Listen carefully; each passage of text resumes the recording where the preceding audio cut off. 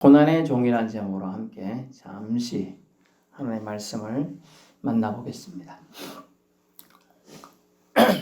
예수님께서는 교회력에 의하면 예루살렘에 오늘 입성하시게 됩니다. 예루살렘 성에 들어간다는 뜻이죠.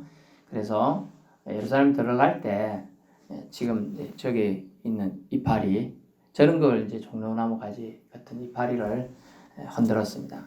이렇게 흔들면서 사람들이 환영해 주게 돼요. 그 장면, 그렇기 때문에 종려주일, 종려나무 잎사귀를 흔들었다.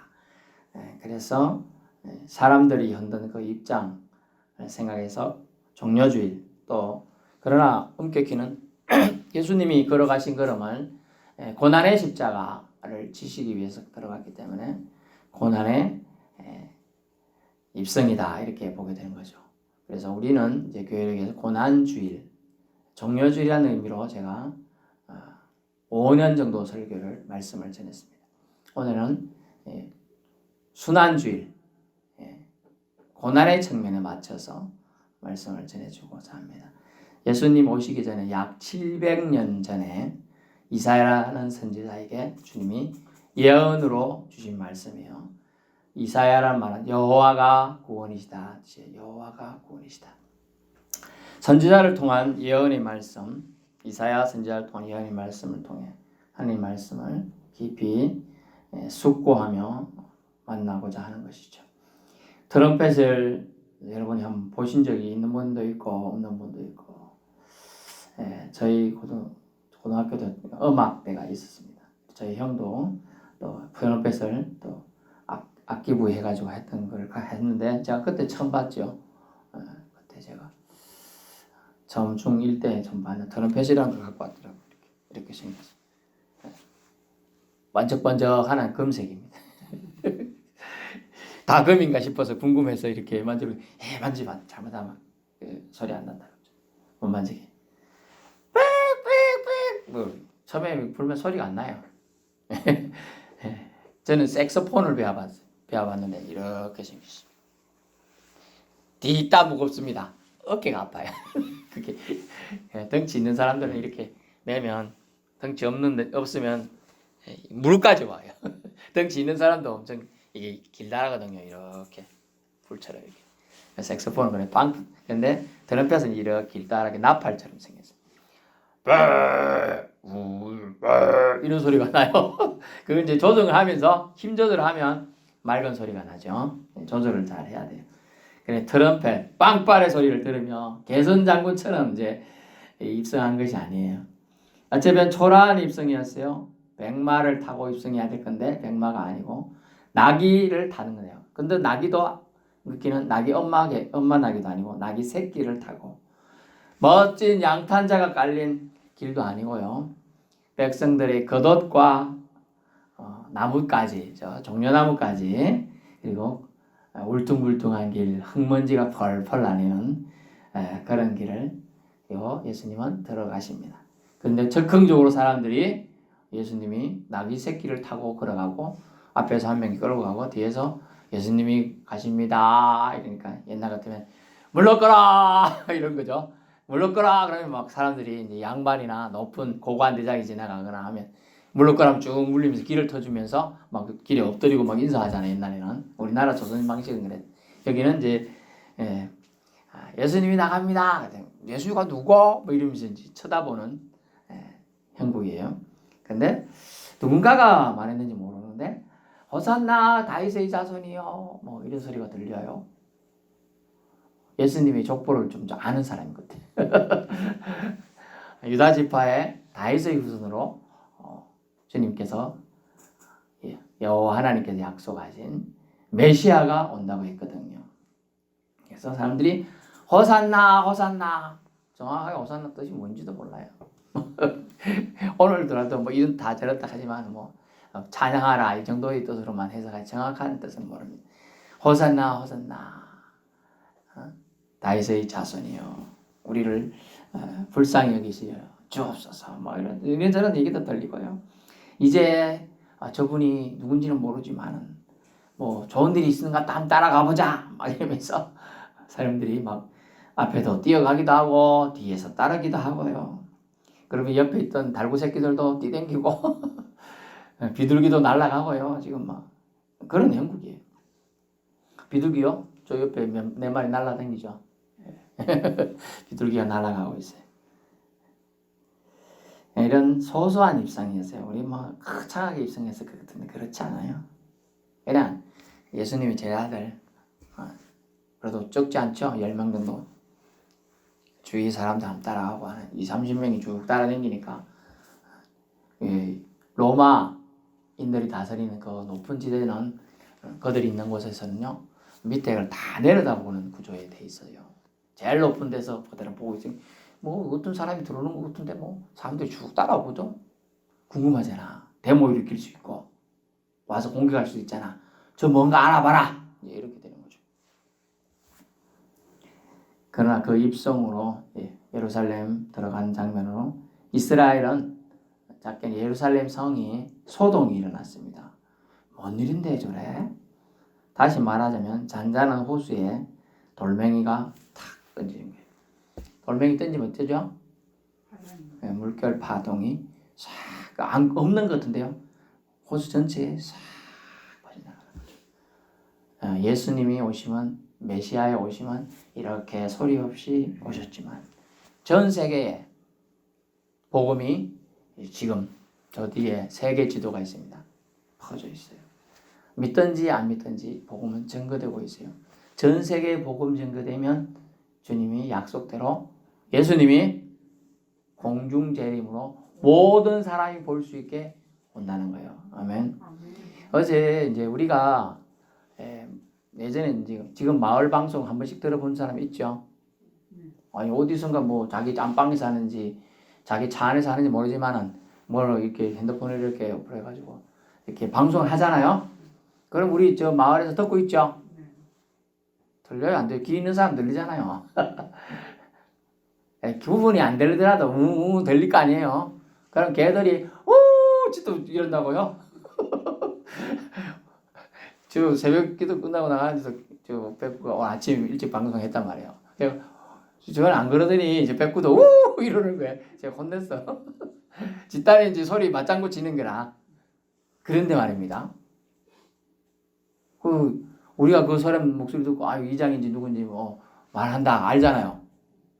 예수님 오실 때 모든 사람들이 본능적으로 다 알게 돼요. 메시아가 오셨구나, 재림하셨구나 이걸 다 알게 된다니까요. 다 공중에서 우리가 우리는 지구는 이렇게 생겼는데 예수님이 저기 오시면 밑에 사람 어째 보나? 아니에요. 우리 지구 점도 안 된다니까요. 점. 다 보게 될 줄로 압니다. 믿을 수 있기를 축원합니다. 사람들 마음에 잊고 지낸 메시아 사상이 하나님이 구원자를 보내주셔서 구원을 허락하실 것에 대한 동경의 마음을 회복시키고 있는 것입니다. 이사야는 예수님을 고난의 종으로 묘사했어요. 그 고난의 종으로 4군데나 묘사했는데 오늘 3번째 종으로 묘사되고 있는 장면. 첫 번째 예수님은 어떤 종이었느냐? 순종의 종이었습니다.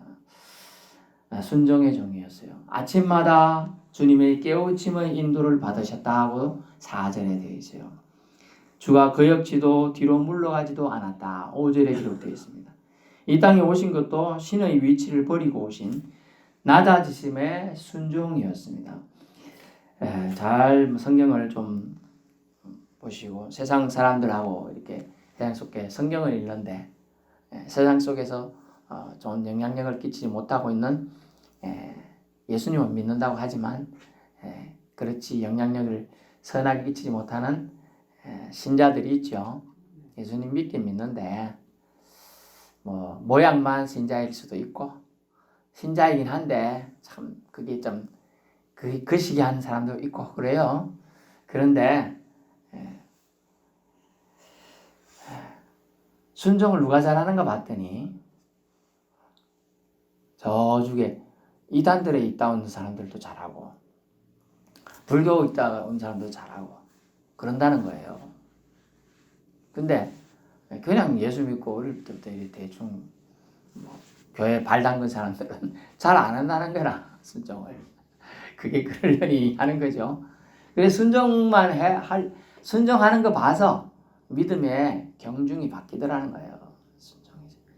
예수님은 빌립보서 2장에 보면요, 하나님과 근본 본체시나 하나님과 근본 같아요. 즉 예수님은 영어 쓰면 이코로 예수님은 하나님이다. 아멘. 하나님이에요. 근데 하나님 아버지가 인류를 구원해야겠다고 하니까 순종해서 인간의 육체를 입고 태어났어요. 그런데 예수님은 날마다 하나님과의 교제를 하고 있었어요. 그런데 하나님 하시는 말이 너 이제 고난을 받아 죽어야 한다고 얘기하는 거예요. 그 얘기를 다 들었어요. 그런데 주님은 내가 왜 죽어야 돼요? 이러지 않고 묵묵히 오늘 순종하고 있다고 말하고 있어요. 순종의 종으로 그 걸음을 걸어가는다. 그리고 700년 후에 걸어가게 됩니다. 좀 내려보세요. 나귀와 나귀 새끼를 끌고 와서 자기들이 겉옷을 펴고 가만히 두세요. 그 위에 예수께서 그 위에 탔으면 또 내리세요. 무리에 대해서는 그들의 겉옷을 길에 펴고 다른 이들은 나뭇가지를 펴고 겉옷이 겉옷 입고 다니는 사람들은 그래도 조금 무유한 사람들이에요. 그리고 여러분 더운데 티안개 입고 다니죠? 더울 때 겉옷 돌고 다니는 것 자체도 무거워요. 근데 갖고 다닌다는 뜻은 뭐냐? 나는 이 더워도 이 정도 갖고 다닐 재산이 있다는 거예요. 더우면 던져버릴 수도 있거든. 그리고 과시욕도 있는 사람들이에요. 그래서 갖고 다니는 거예요. 근데 이걸 깔았다. 겉옷은 옛날에 비싼 거예요. 소년 다윗이요. 블레셋까지 싸우면서 이길 때 뭐 이렇게 겉옷을 많이 주고 그런 것도 있고요. 또 삼손이 블레셋 그거 할 때 그 여섯 나라하고 얘기할 때 겉옷을 내기에서 지면 겉옷을 갖고 오라 그러고 뭐 이런 얘기도 있단 말이에요. 겉옷이 비싼 거예요. 오늘날 얘기하면 여러분이 할 수 있게끔 말하면 수백만 원 한다는 거예요. 겉옷이. 근데 겉옷을 폈어요. 이거 있는 사람들이요. 없는 사람들은 나뭇가지를 베어서 길에서 펴은 거예요. 좀 넘기세요.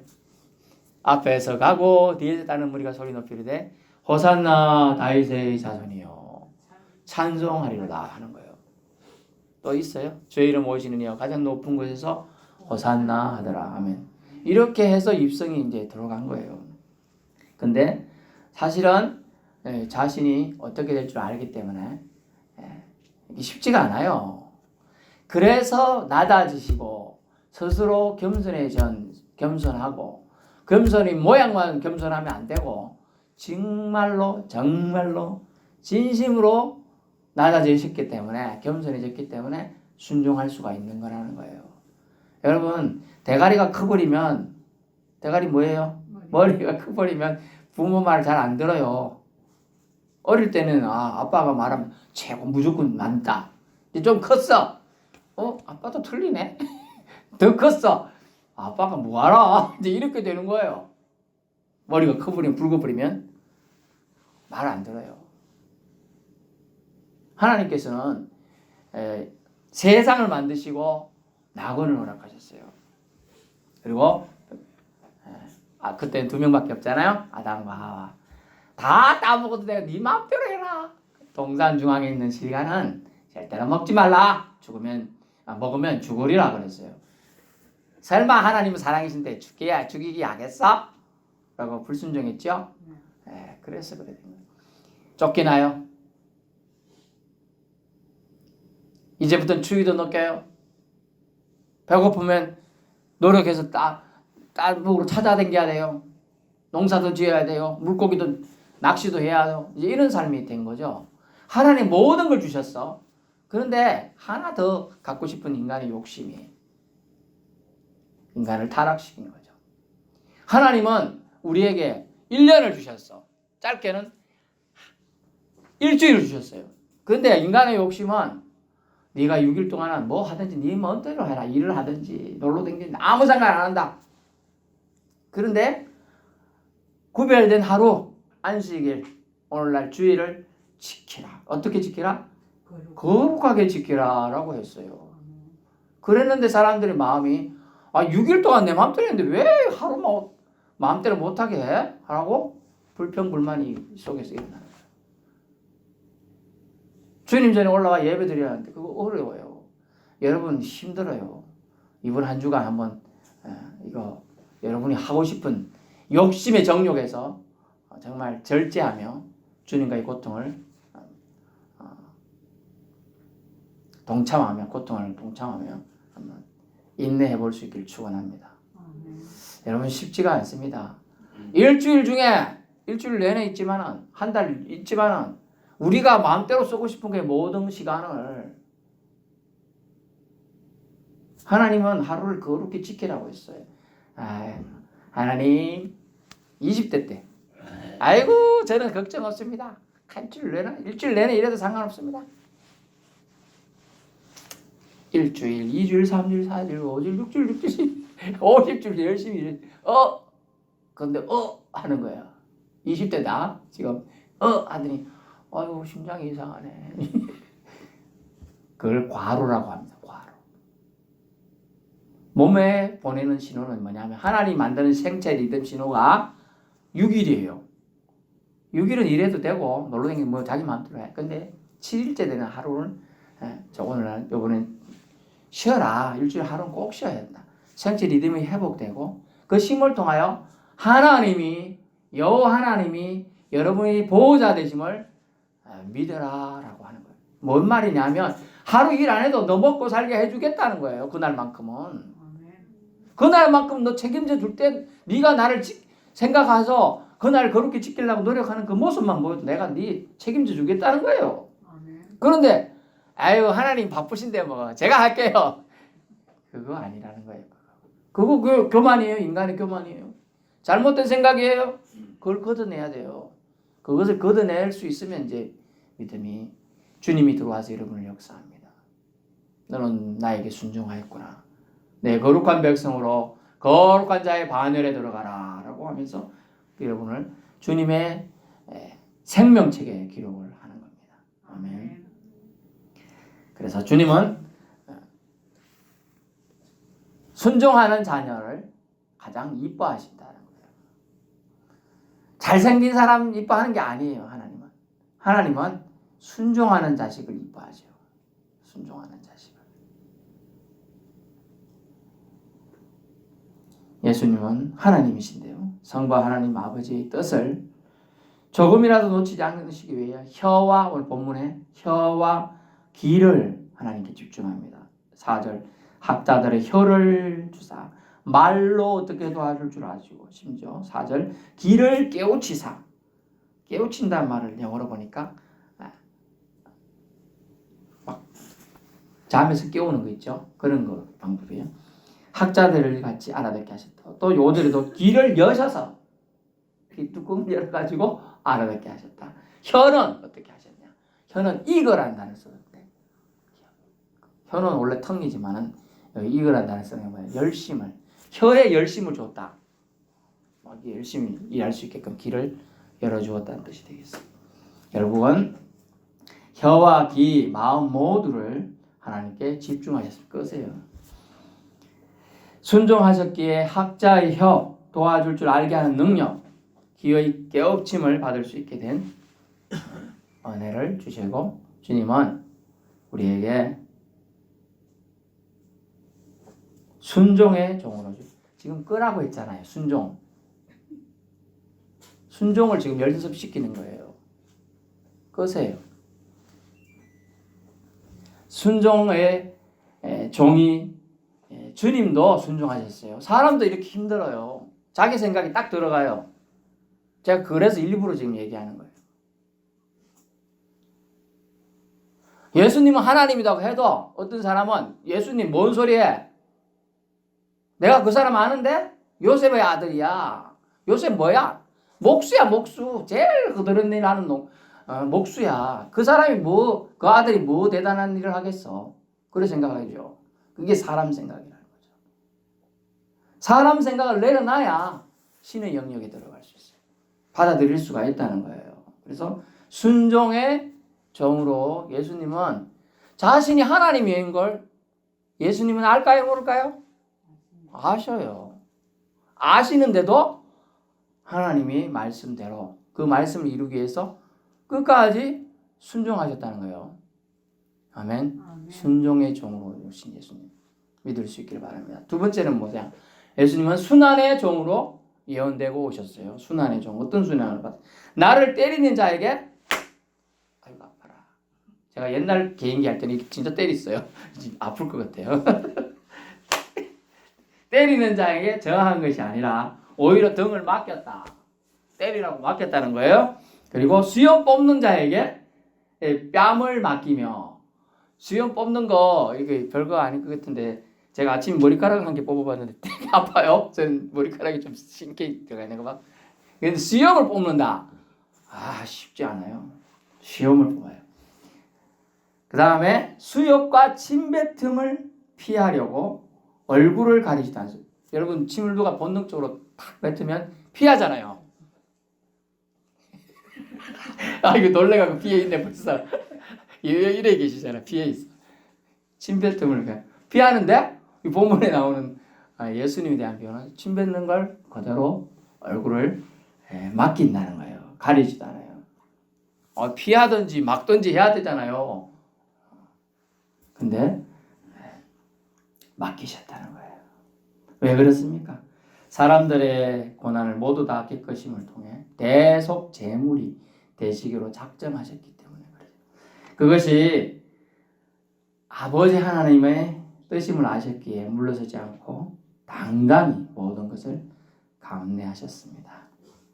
주님이 대신 고난 받으심을 우리는 또 말씀을 통해 만나보겠습니다. 그는 실로 우리의 질고를 지고 우리의 슬픔을 당하였거늘 우리 생각하기를 그는 징벌을 받아 마땅하다. 하나님께 맞으며 고난을 당한다. 라고 말했다는 거예요. 그리고 그가 찔림은, 그러나 실제 어찌 됐느냐? 그가 창에 찔림은 우리의 허물 때문이며 그가 가시체에 찔림은 우리의 허물 때문이라는 거예요. 그가 상함은 등짝을 맞고 뺨을 맞고 침뱉음을 당함은 우리의 죄악 때문이라. 그가 징계를 받음으로 우리는 평화를 누리고 그가 채찍에 맞아서 등짝에 살이 뜯겨나가고 피가 쏟아지는 것을 통하여 우리는 나음을 받았도다. 아멘. 우리는 다 양 같아서 그릇 행하여 잘못 행하여 각기 자기가 좋다고 생각하는 길로 갔거늘 여호와께서는 우리 모두의 죄악을 그에게 담당시키셨도다. 아멘. 이게 사랑이에요. 여러분 멋대로 가는데 저 같으면 내버려 둬요. 그냥 갖다 죽게 말든 나하고 뭔 상관 있노. 주인이 이렇게 불러요. 너 이리 와, 이리 와. 너 이리 와야지 뭐 그래. 안 그러면 나가면 죽어 했는데 말함도 없고 양이 도망가. 난 이리 가볼래. 저는 제가 목동 옛날에 뭐 이렇게 돼지도 키우고 달고 새끼들 닭들 이렇게 하고 오리 이렇게 해봤지만 말한다는 너 그리 가면 죽는다. 하지만 또 주인이 마음이 그러잖아요. 가서 잡아와가지고 다시 울타리 넣잖아요. 하나님은 그런 우리 죄악 가득 다 알고 있으면서도 우리를 위해 어떻게 하셨다? 죽으셨다. 채찍에 맞으셨다. 창에 찔렸다. 침뱉음을 받았다라고 얘기해 주고 있습니다. 주님이 대신 고난 받으시면 우리의 질고를 지심이고 우리의 허물 때문이고 우리의 죄악 때문이고 징계 받으시고 채찍으로 맞음을 통하여 우리를 낫게 하기 위함입니다. 아멘. 이 모든 고난과 수치를 그럼에도 불구하고 피하지 않고 예언된 대로 주님은 당당히 당하셨습니다. 오히려 부싯돌같이 본문에 보니까 부싯돌같이 7절 내 얼굴을 부싯돌같이 부싯돌이 뭡니까? 금강석 우리가 이제 요즘에는 잘 안 하는데 숫돌에 뭐 이렇게 갈지요? 낫도 갈고 뭐 칼도 갈고 가끔 호미도 갈고 이렇게 해봤던 기억이 나는데 그 신기하더라고. 뭐 이렇게 신기하게 생긴 게 이렇게 슉슉슉슉슉슉 오이 날이 서네 슉슉슉 예, 그런. 근데 주님은 이렇게 수욕이 네가 고난당할게. 죄인들 때문에 있다. 의인을 위해서 고난당한다면 이해가 돼요. 수두룩한 죄진 놈들 때문에 그렇게 예수님이 당해야 된다는 걸 알고도 어떻게 했다고요? 내 얼굴을 부싯돌같이 더 강하게 해서 굳게 하여서 그 일을 위해서 나아간다는 거예요. 주께서 도우실 것을, 즉 하나님 아버지께서 이 일을 작정하셨고 이루실 것을, 또 자기와 함께 도와주실 것을 믿었기 때문입니다. 조롱과 때림과 욕함이 있지만 그것을 넘어서 성취하신 하나님의 사랑이 있었기에, 너무나 귀하고 소중하기에 주님은 그 걸음을 걸어가시겠다고 순종하셨습니다. 그리고 순환을 받기로 결단한 종이 되셨고, 그것이 흔들리지 않기 부싯돌같이 강한 마음으로 나아가셨습니다. 그리하여 예수님은 요한복음 16장 33절, 이미 세상에서 내가 세상을 이기었노라 라고 하면서 승리하셨다고 하셨습니다.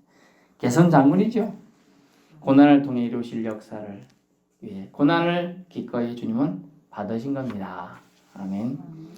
예수님께서는 이사야 선지자 예언대로 오직 아버지 하나님의 뜻에 처음부터 끝까지 순종하셨습니다.